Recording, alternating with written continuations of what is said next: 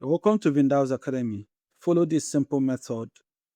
This is what many teachers and students like to avoid, but I'm going to break it down for you. Let's get started.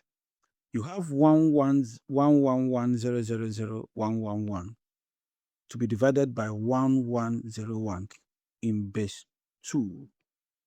So remember, before I can write 1 here, what I have inside there must be greater than what I have here, and I cannot carry all of them at the same time.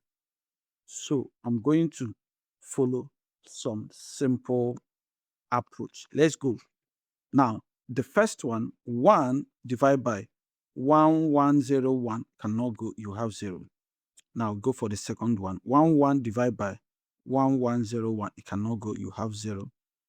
You take it again, 111 divided by 1101, it still cannot go, you write 0. Remember how I'm writing my 0 under each of the numbers. So I will now go for the fourth one. This divided by this whole thing, I have 1. You see that? That is the case where I can have 1. So you see that now. So I have 1. So what's happened? This one is going to multiply everything here. Then I'm going to have 1, 0, 1, 1. Subtract. This is 1. This is 0. So everything I'm having after the subtraction is 1. So I'm having a remainder of 1. So let's go again.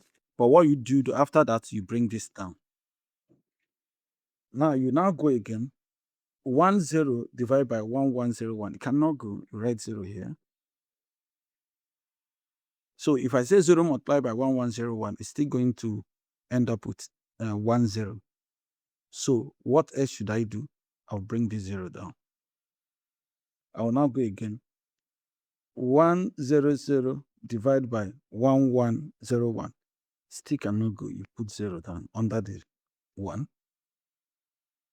So even if you multiply 0 by 1101, it will still give you 100. So what do? You bring this down.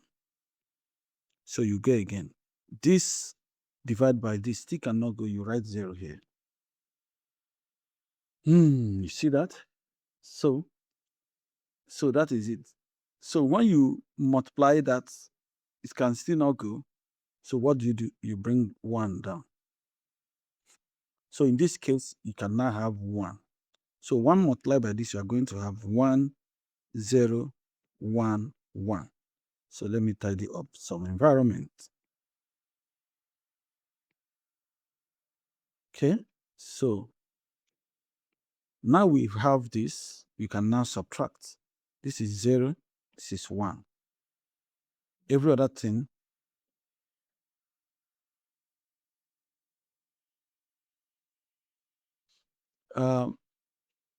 okay, this is going to be 0, 1, 1.